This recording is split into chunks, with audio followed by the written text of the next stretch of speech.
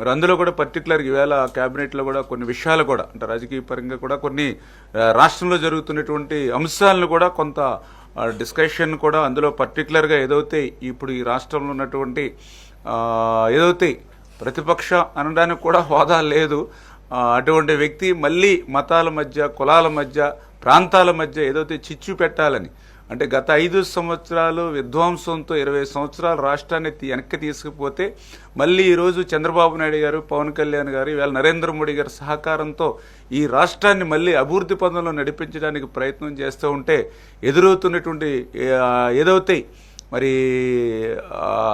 మాజీ ముఖ్యమంత్రి ఆయన సారథ్యంలో ఏదైతే ఇటువంటి చిచ్చులు ఏవైతే పెడుతూ ఉన్నారో దాన్ని కూడా సమర్థవంతంగా ప్రజల్ని ఎడ్యుకేట్ చేయవలసిన అవసరం కూడా మన మీద ఎప్పుడు కూడా ఉంది అనే విషయాన్ని కూడా అందులో కూడా పర్టికులర్ 3 మతాలను కూడా చూస్తూ ఉన్నాం. మొన్ననే మీరు కూడా చూశారు, మీడియా కూడా మీరు కూడా చూశారు. ఏదైతే ఒక పక్కన వక్స్ బిల్లుని పేరు చెప్పి అటు ముస్లిమ్స్, ఇంకొక పక్కన గోశాల పేరు చెప్పి హిందువులు, ఇంకొక పక్కన పాస్టర్ ప్రవీణ్ చెప్పి ఎవరైతే క్రైస్తవులు, అంటే ఇట్లా మతాల మధ్య అంటే ఒక్కొక్క వారం 10 రోజులు ఒక టీమును పెట్టి సోషల్ మీడియాని పెట్టి అట్లా ఏదైతే ఈ యొక్క రాష్ట్రంలో ఉన్నటువంటి లా అండ్ ఆర్డర్స్ కానీ ప్రజల మనోభావాలను కానీ ఏ రకంగా అయితే మరి ఆయన పక్కదోవ పట్టించాలని వాళ్ళు చేస్తూ ఉన్నారు. వీటిని కూడా ప్రజలు ఎడ్యుకేట్ చేయాలి.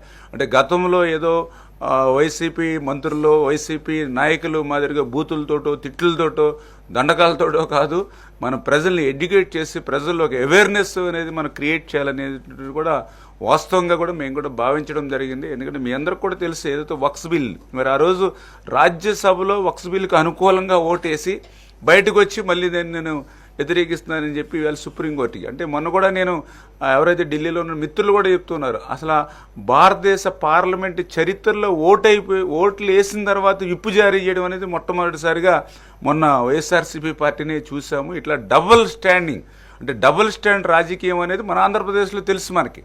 కానీ మొట్టమొదటిసారిగా మన వక్స్ బిల్లులో డబుల్ స్టాండ్ వైసీపీ రాజకీయం ఏంటనేది భారతదేశ ప్రజానికానికి మొత్తం తెలిసినటువంటి పరిస్థితి అని ఏదైతే ఉందో మరి ఇటువంటి విషయాలన్నింటినీ కూడా ప్రజల దృష్టికి కూడా మనం పదే తీసుకెళ్లవలసినటువంటి అవసరం కూడా ఉంది అనే విషయాన్ని సందర్భంగా అదేవిధంగా ఏదైతే పాస్టర్ ప్రవీణ్ మరి ఆయన ఆధారాలతో సహా మీరందరూ కూడా చూసారు, ఏదైతే టెక్నాలజీ ఆధారాలు తోటి సహా అది మరి ఆ రోజు ఏదైతే యాక్సిడెంట్లుగా జరిగినటువంటి విషయాన్ని ఏదైతే పోసగుచ్చినట్లు ఆయన బయలుదేరిన దగ్గర నుంచి ఎండ్ అయ్యేంత వరకు కూడా మరి భౌతికంగా ఆయన మనం దూరం అయ్యేంత వరకు కూడా విజువల్స్తో సహా మరి మనం ఏదైతే ప్రజలకు చేరగలిగాం దాన్ని కూడా అంటే న్యాచురల్గా అనుకోనటువంటి విధంగా ప్రమాదవశాత్తు కూడా ఆయన చనిపోతే అది కూడా ఒక హత్యగా అది ఇతర మతం మీదో ఇతర వర్గం మీదో నెట్టేసి ఒక వర్గం వైషమ్యాన్ని సృష్టించి ఒక రాష్ట్రాన్ని అల్లకల్లోలం చేయాలనేటువంటి ప్రయత్నం ఏదైతే మరి జగన్మోహన్ రెడ్డి గారు వాళ్ళు ఎన్కో ఎవరైతే చేశారో మరి వాటిని కూడా మనం తిప్పికొట్టేటువంటి పరిస్థితి కానీ అందులో పర్టికులర్గా ఇప్పుడు మళ్ళీ ఆ 2 అంశాలన్నీ మళ్ళీ ఇప్పుడు మొన్ననే ఒక 4-5 రోజుల నుంచి మళ్ళీ గోశాల అంశాన్ని తీసుకొచ్చి ఎప్పుడో పాత ఫోటోలు ఎక్కడెక్కడో జరిగిన సంఘటనల్ని మార్ఫింగ్ చేసి మరి ఏదైతే కరుణాకర్ రెడ్డి చేస్తున్నటువంటి ప్రయత్నం ఏదైతే ఉందో ఎందుకంటే చాలా క్లియర్గా స్ట్రైట్గా ఇవాళ ప్రజలందరికీ తెలుసు. ఇవాళ తిరుపతి డిక్లరేషన్ తీసుకొని దర్శనానికి రమ్మంటే డిక్లరేషన్ తీసుకోవడానికి కూడా ఇష్టపడక తిరుపతి దర్శనానికి వెళ్ళడం మానేసిన వ్యక్తి జగన్మోహన్ రెడ్డి.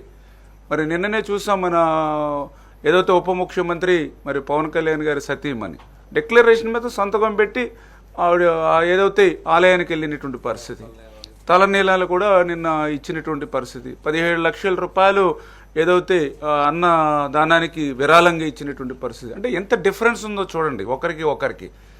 ఇప్పుడు అంటే డిక్లరేషన్ ఇవ్వమని అడిగితే అసలు తిరుపతి వెళ్ళడానికే మానేసినటువంటి వ్యక్తి నువ్వు అసలు తిరుపతి గురించి ఆ టీటీడీ గురించి మాట్లాడేటువంటి అర్హత ఈ వైసీపీ కానీ జగన్మోహన్ రెడ్డి కానీ ఎక్కడ ఉన్నటువంటి పరిస్థితి? ఎప్పుడైనా మీరు ఏదైతే ఆ పట్టు వస్త్రాలు సమర్పించడానికి ఎప్పుడైనా సతీ సమేతంగా హిందూ సాంప్రదాయం అది సతీ సమేతంగా వెళ్ళడం అనేది ఎప్పుడైనా పాటించారా మీరు?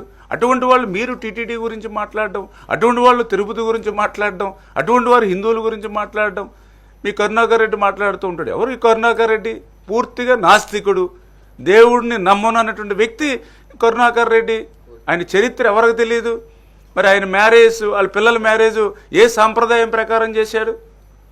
మీరందరూ సోషల్ మీడియాలో అన్నీ చూశారు. మీరు అన్ని క్రిస్టియన్ మ్యారేజ్లో చేసిన వ్యక్తులు మరి నిన్న కూడా ఈఓ ఎవరైతే టీటీడీ ఈఓ నిన్న చాలా క్లియర్గా ప్రెస్ పెట్టి ఫొటోస్ ఆధారాలతో సహా చూపించారు.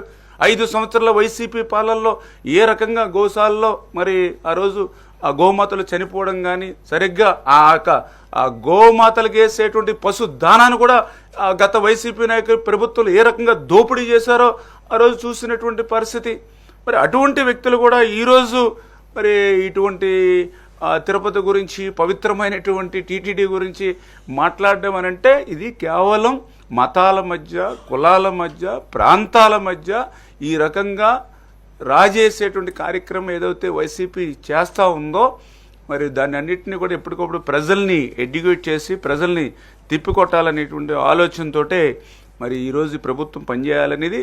అదేవిధంగా ఏదైతే మన రాష్ట్రానికి సంబంధించి ఏదైతే రాజధాని లేని రాష్ట్రానికి మళ్ళీ ఏదైతే అమరావతి, ఎందుకంటే ఆ రోజు కూడా మరి చంద్రబాబు నాయుడు గారు ఆ రోజు 33,000 ఎకరాలు మరి ఆ రోజు ఈ యొక్క రాజధానికి సేకరించి ఆ రాజధాని పనులు శరవేగంగా మరి చేసేటువంటి క్రమంలో ప్రభుత్వం మారడంతో మరి ఆ రోజు జగన్మోహన్ రెడ్డి చెప్పాడు అసెంబ్లీలో. ఆ రోజు మేము కూడా మొదటిసారి అసెంబ్లీలో మేము కూడా ఉన్నాం 14-19లో. ఆ రోజు జగన్మోహన్ రెడ్డి ప్రతిపక్ష నేతగా ఆ రోజు చెప్పాడు రాజధానికి కనీసం 30,000 ఎకరాలు పైబడి ఉండాలి, గుంటూరు విజయవాడే సరైనటువంటి ప్రాంతం, చేత నేను రాజకీయాలు జరిగిపోను, నేను ఆహ్వానిస్తున్నానని చెప్పి ఆ రోజు ప్రతిపక్షంగా చెప్పి అధికారంలోకి వచ్చిన తర్వాత అమరావతి కాదు 3 ముక్కలు అన్నాడు. 3 ముక్కల్లో కనీసం 3 ఇటుకలు కూడా ఎక్కడా పెట్టలేదు. మళ్ళీ ప్రజల ఆశీర్వాదంతో ఈరోజు మళ్ళీ ప్రజాప్రభుత్వం అధికారంలోకి వచ్చింది. మళ్ళీ ఇప్పుడు రాజధాని పనులు చక్క శరవేగంగా మళ్ళీ ఈరోజు జరుగుతూ ఉన్నాయి. అటువంటి రాజధాని పనులకి మరి ప్రధానమంత్రి గారు నరేంద్ర మోడీ గారు కూడా రేపు అంటే ఇంకా డేట్ కొంచెం May 2 అని అనుకుంటూ ఉన్నాం. May 2వ తారీఖు ఆ తేదీ లోపల మరి ప్రధానమంత్రి నరేంద్ర మోడీ గారి యొక్క హస్తాలతోటి మరి ఆ రోజు ఏదైతే ఈ యొక్క రాజధాని పనులు కూడా ఆయన భాగస్వాములు అవుతున్నారు. కొంచెం అప్రాక్సిమేట్లీగా May 2వ తారీఖు అని అనుకుంటూ ఉన్నాం. అంటే ఈ రకంగా ఒక్కొక్కటి కూడా చంద్రబాబు నాయుడు గారు, పవన్ కళ్యాణ్ గారు, నరేంద్ర మోడీ సహకారంతో ఒక్కొక్కటిని కూడా అంటే గత ప్రభుత్వం చేసినటువంటి తప్పులన్నింటినీ కూడా సరిదిద్దుకుంటూ ఈరోజు ఈ ప్రభుత్వం పనిచేస్తూ ఉంది.